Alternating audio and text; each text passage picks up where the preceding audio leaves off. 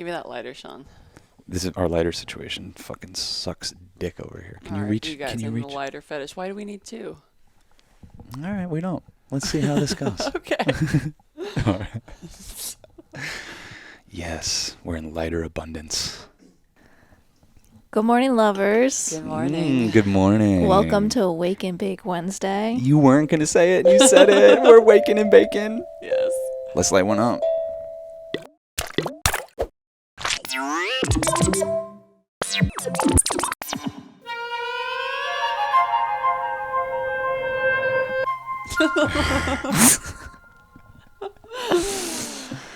So my new friend, Arizona, he introduced himself to us by saying, "You've met your minimum requirement to be loved, and you're loved by the universe." And it was just such a sweet reminder, and I just want to pass that along. Wait, that was that guy's name?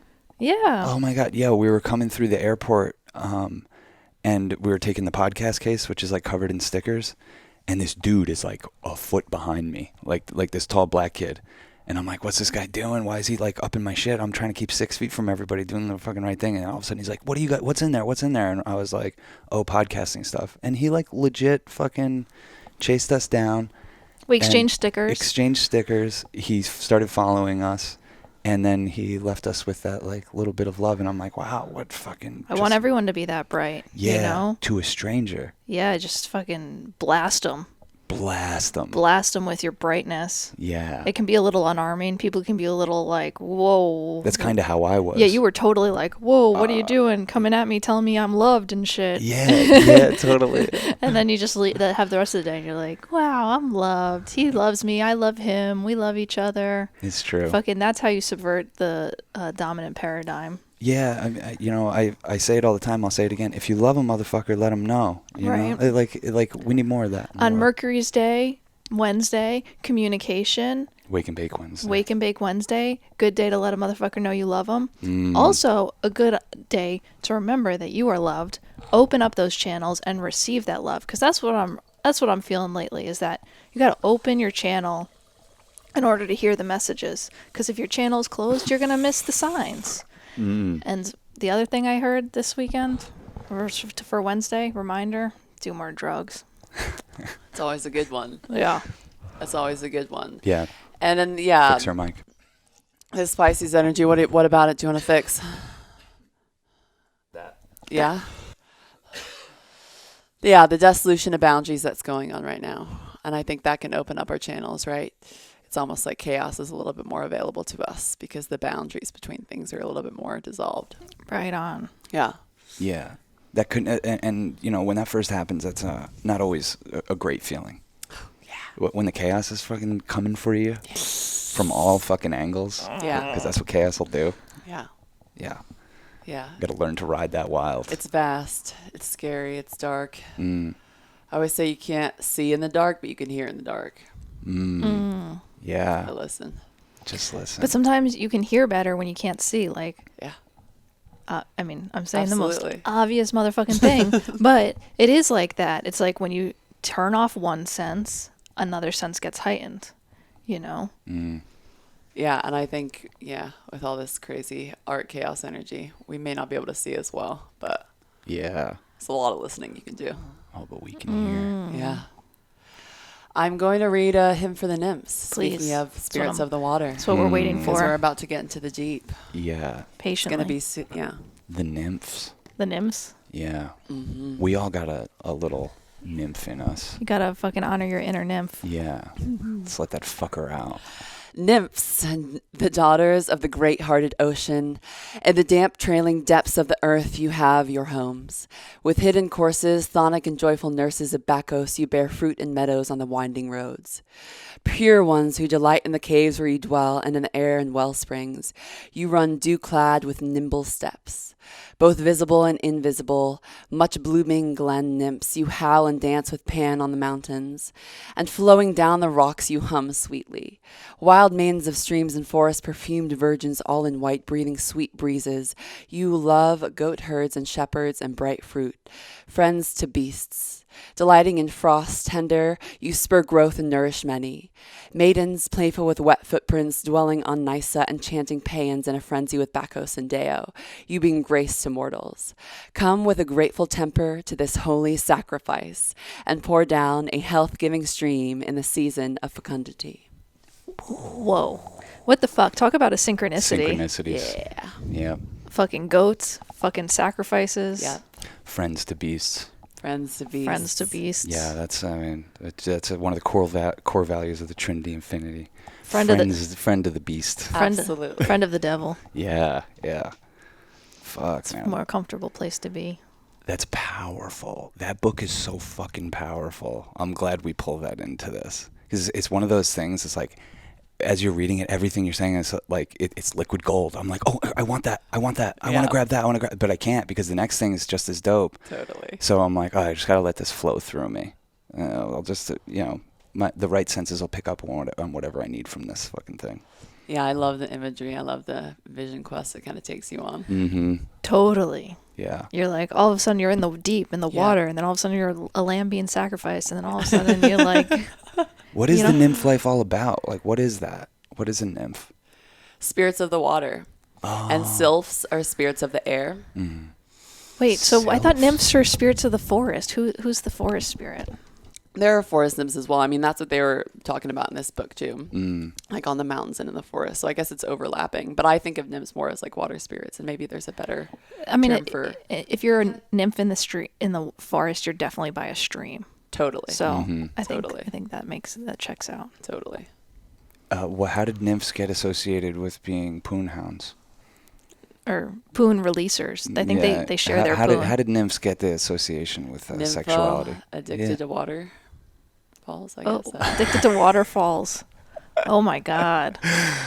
Shit. It's fucking My best guess. Make a in the nymph out of me. association. You make a In the nymph out- association. Yeah, that's fucking my called best out. guess. Oh my God. Let's see. Yeah, spirits of the water. And I don't know if we talked about land spirits on this podcast yet, but I think No. I talk about that quite a bit. When I was in Hawaii, people always talk about the spirit of the water and respecting the spirit of the water and watching the spirits of the water. And when the fires were going on in Australia, some bunch of firefighters were talking about how profound it was that the fires were going against the winds. And a lot of people's theory is that, like spirit has fire has a spirit too. And so they were on their own mission of destruction. Whoa. We had a friend.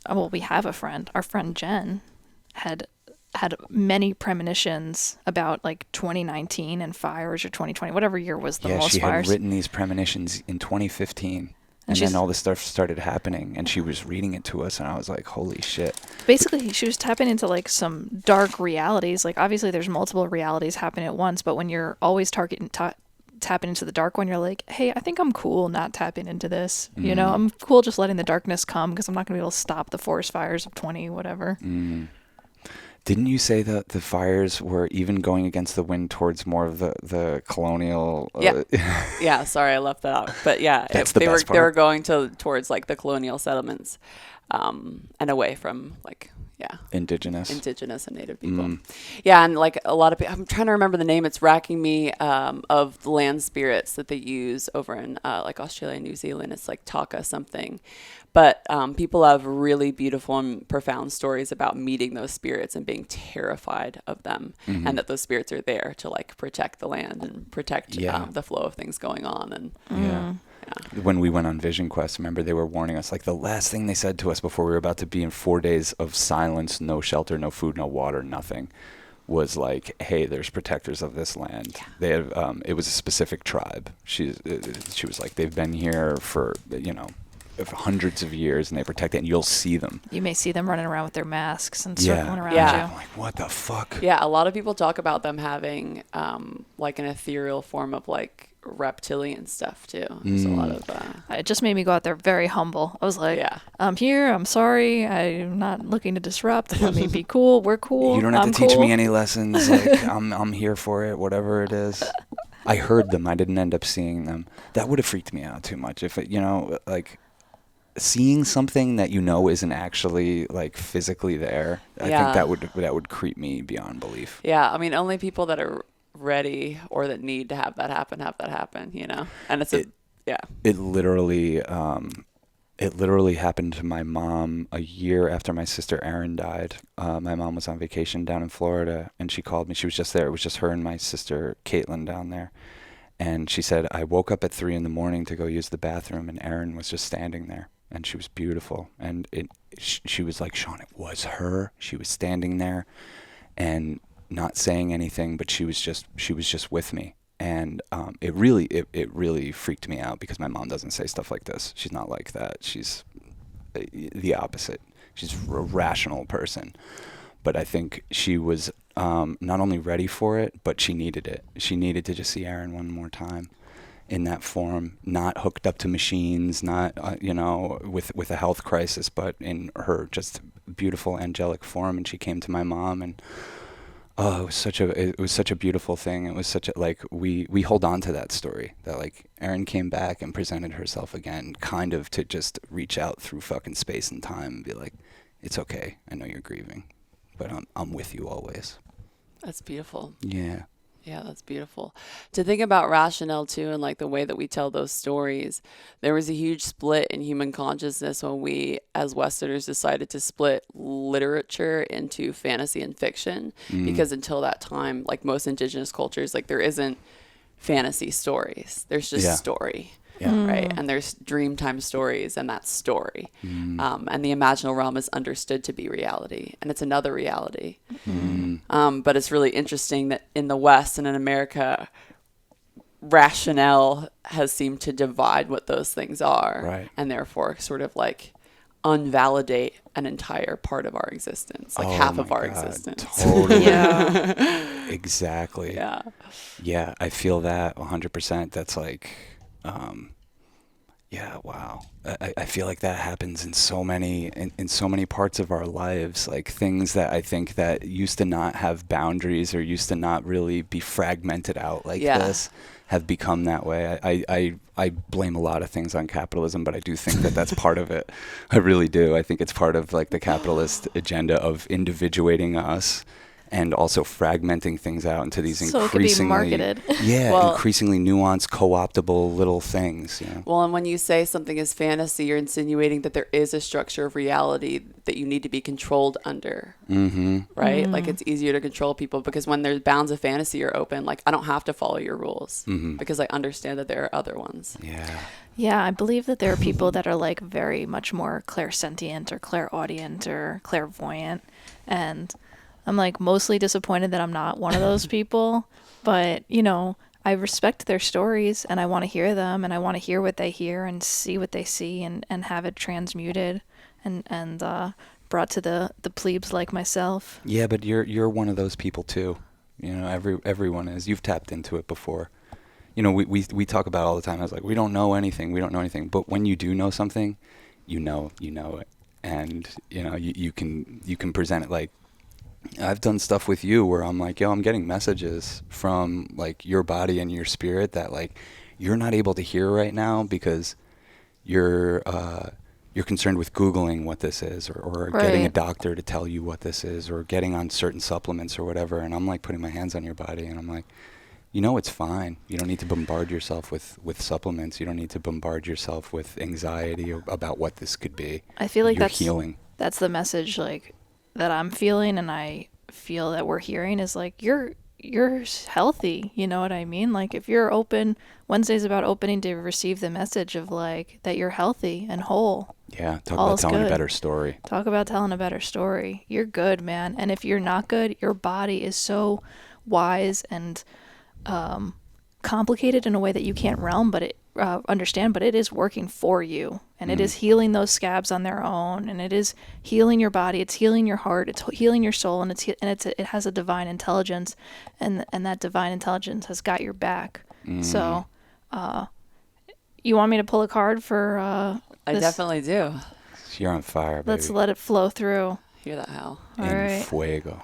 Where are we going? Mm-hmm. Whoa. A 6 of Wands. Victory. Give that to Mare to hold up to the camera. My chip paint on my nails.